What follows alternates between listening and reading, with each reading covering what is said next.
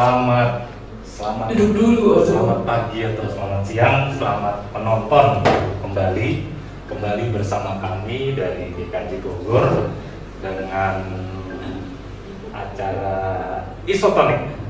Konsep unik. Harusnya ada dua bapak-bapak di sini yang mencoba menjadi host, cuman satu bapak ini selalu kami sediakan kursinya, hari ini tidak bisa bergabung. Jadi cuma ada satu bapak dan tetap dengan narasumber juara kita favorit dari GKJ Bogor, pendeta favorit di GKJ Bogor, Iya. Mbak Geget. Iya. Mbak Geget, karena Iya. kita cuma berdua, Iya gimana Om? izin saya buka ya Oke, silahkan. maskernya. Oh gitu doang gimmicknya. Aduh, Mbak Geget, Iya, kita iya. untuk kali ini akan membuat tema tentang doa. Kalau yang sebelumnya kan tentang persembahan ya, Mbak. Kita sekarang doa, nanti setelah ini kita akan bikin satu tema lagi tentang dosa. Jadi doa dan dosa sebenarnya part 1 dan part 2 ya. Oh gitu ya, hemat sekali. Iya, jadi kan kalau doa itu tinggal tambahin S jadi dosa gitu. Iya juga. Jadi kita membuatnya seperti itu. Konsepnya sih seperti kayak do and don'ts gitu. Cuman ini doa dan dosa.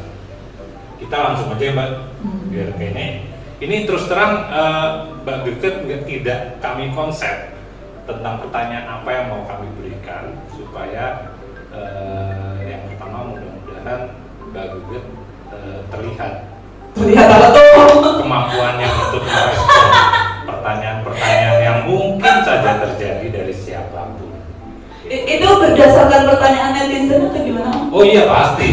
Kita cuma mengkompil dari netizen, tidak ada dari pribadi. Oh gitu ya. Oh tidak ada dari pribadi, bisa digaris bawahi saudara-saudara. Jadi praktis cuman dari netizennya GKJ Bogor khususnya. Oke. Saya coba cek dulu hasil kameranya apakah frame-nya udah tepat atau belum. Sebentar Mbak Geget.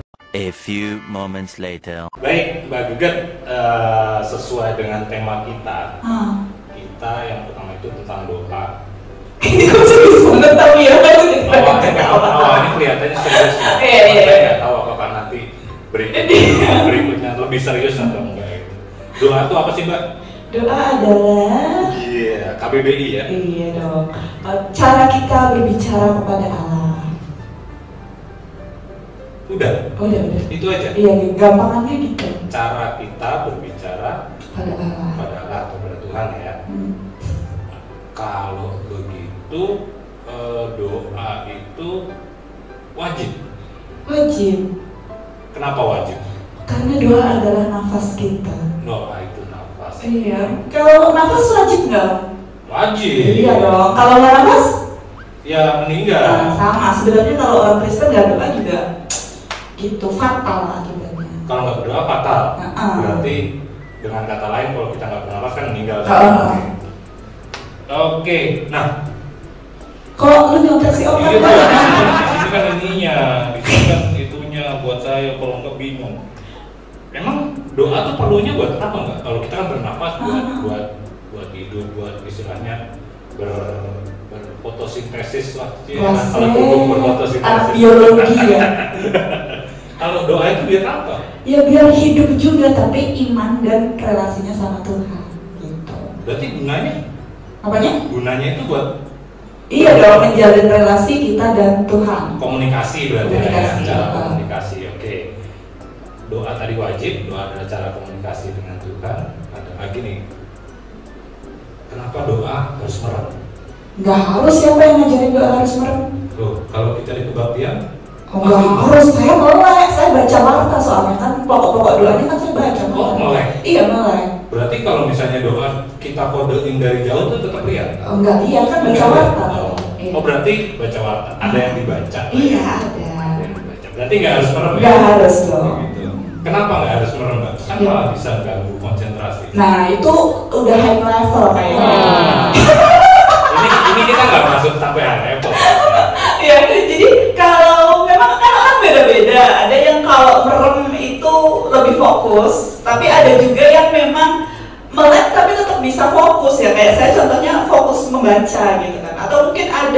kalau doa bahasa Jawa tuh pasti kan mayoritas juga tidak merem itu ya, yang memimpin kan membaca gitu. Betul. Jadi nggak harus tergantung kebutuhan, tapi disarankan merem supaya lebih fokus. Oke. Gitu. Karena merem itu identik dengan tidur. Gitu, Mbak. Ini bukan pertanyaan pribadi ya? Bukan, pertanyaan dari netizen. Oke. Merem itu identik dengan tidur atau merenung lah ya. Cuman terkadang orang ini buat beberapa netizen termasuk saya sih. Kalau malam habis berdoa mencoba merenung, bablas. Jadi paginya nggak tahu tadi merenungin apa. Itu mungkin terlalu kusuk gitu, Terlalu bukan? kusuk, ya. Oh. Berarti mungkin merem antara tadi fokus dengan identik dengan tidur kan sangat tipis tuh Mbak. Nah, kalau yang saya pernah lihat dan sering kita lihat, terkadang saat doa syafaat jemaat itu tidur. Siapa? Boleh dicatat nggak? Nama-namanya ada di nanti siapa yang sering tidur kalau pas doa jadi, syafaat. Dan mereka hebatnya jemaat GKJ Bogor nih ya. Saya nggak mau ke gereja lain, ke gereja Bogor. Mereka punya alarm. Apa tuh? Itu kata amin. Oh, gitu. Padahal aku kalau ngomong amin udah aku lembut-lembutin amin gitu biar menyerap di hati. Tapi tetap jadi alarm nempel. Bener, GKJ Bogor jemaatnya amin itu pasti alarm. Oh gitu. Gitu.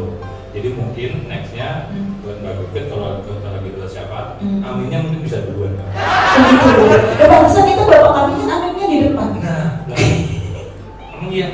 Iya kan bapak kami dulu amin baru doa syafaat kan tuh. Iya betul. Aminnya. Iya. Oke, kita lanjut. Saya sambil nge-bet lagi. Ini. Mbak, kan ada istilah tadi doa itu Mbak Bukit bilang itu bernafas hidup, berarti wajib. Orang kita yang kita tahu ya kita adalah berdoa dan bekerja, iya kan? Terus Itu. Sekarang kalau misalnya itu ada lagi berdoa dan berjaga-jagalah. oh gitu. Iya kan, Nah itu berarti tadi yang doa syafaat tidur itu nggak berjaga-jaga itu. Oke, berarti kalau begitu maksudnya gini, antara doa dan bekerja itu prosentase pembagiannya gimana, Mbak? Oh, ya itu kan tergantung kebutuhan ya. Bisa kalau aku ya 100 loh. 100-100, Iya. memang mungkin Karena bekerja itu juga bagian dari cara kita berdoa. Doa itu kan nggak harus yang duduk melipat tangan dan merem gitu kan. Kita kan berkomunikasi sama Tuhan itu bisa dengan beragam hal. Jangan lagi berdoa nih. Ini berkomunikasi nih di tengah-tengah kita ada Tuhan gitu loh. Jangan berdoa bahwa pertanyaannya yang sulit-sulit gitu. Gitu kali doanya. Iya, semalam doanya gitu. Benar-benar. Nah, enggak, masalahnya gini, selain berdoa dan bekerja istilah tadi di kitab, kan kita juga di sekolah minggu tuh ada lagu tuh. Baca kitab suci, doa tiap hari, kalau mau Tunggu. Bukan kerjanya kalau di mana? kerja. Kerjanya mana, Mbak? Kalau mau tumbuh. Asik. Masa kita mendasarkan pemahaman hanya berdasarkan cuplikan lagu gitu. Loh, itu kan anak-anak kan Salah pasti satu. begitu. Ya, tapi kan Makanya. banyak juga firman-firman Tuhan lain Iya. gitu kan. Ini kan pertanyaan anak sekolah minggu gitu. Gitu. Dia di sekolah. Mas, saya sudah baca kitab suci sama doa tiap hari, kok saya tetap nilainya jelek ya. Gitu. Ya itu makanya tetap harus belajar kan. Oh, tetap harus belajar. Ya, nggak Jadi terus. lagu itu harusnya baca kitab suci doa tiap hari. Kalau mau kerja. Dan berjaga-jaga. Dan bekerja ya. Iya, bekerja. Gitu, berarti harus nanti kami akan usulkan ke pembuat lagu untuk direvisi. Oke, kita lanjut. Nah, ini lagi ada dari anak sekolah minggu nih, suka nanya nih. Apa tuh? Kalau mereka berdoa ya, kan ada yang mereka bilang katanya, Mas, katanya doa orang Aniaya itu lebih didengar Tuhan. Mungkin kemungkinan dikabulkannya lebih besar. Gitu. Nah, apakah ini masuk kategori teraniaya atau enggak, saya Jadi anak ini tidak mengerjakan PR di sekolah, gitu. Saat masuk sekolah dia berdoa, aduh Tuhan, semoga gurunya lupa kalau ada PR. Gitu. Apakah ini termasuk doa orang teraniaya atau gimana? Kurang deh, aniayanya kurang itu. Kecuali kalau dia nggak ngerjain PR karena di rumah itu dia mengerjakan pekerjaan rumah tangga gitu kan, dia jadi tulang punggung keluarga, nah itu teraniaya. Tapi kalau nggak ngerjain PR karena main atau mungkin karena hal-hal lain yang lupa, ketiduran, itu kurang teraniaya. Loh, tapi kan dia berdoa. Ya tapi kan nggak teraniaya. Berarti Tuhan mendengarkan pasti ya. Mendengar. Tuhan tetap mendengar, tapi mengabulkan Belum tentu. Iya. Iya. Tapi mungkin yang mengabulkan hal yang seperti Ya itu. mungkin aja sih. Terserah Tuhan sih, kita nggak tahu ya. Ya nanti kita teleponan Ya, aja sama. ntar kita berdoa sama Tuhan, kita tanya gitu. Saya khawatir kalau Tuhan jawab gitu. Oh gitu Pas ya. kita nanya, tahu Tuhan jawab itu. Terdengar suara langit terbelah lalu turun Roh Kudus. Kita kaget gitu loh. Iya. Kan sama tuh ada di beberapa ajaran gereja kadang berdoa, Tuhan datanglah gitu. Kalau mau jujur Tuhan datang gimana? Ya kiamat. Oh no. Ya nggak gimana. Mereka antara bingung apakah doa ini harusnya dikabulkan atau enggak. Mereka prefer nggak dikabulkan dong, harusnya kali. Kalau mereka belum siap untuk kedatangan Tuhan yang kedua kali. Ya itu, wah ini jadi pengen mengomentari secara teologis sih ya. Ini berat. Oke. Skip. Oke, yang terakhir tentang doa nih. Wah, ini mah kayaknya agak sama nih.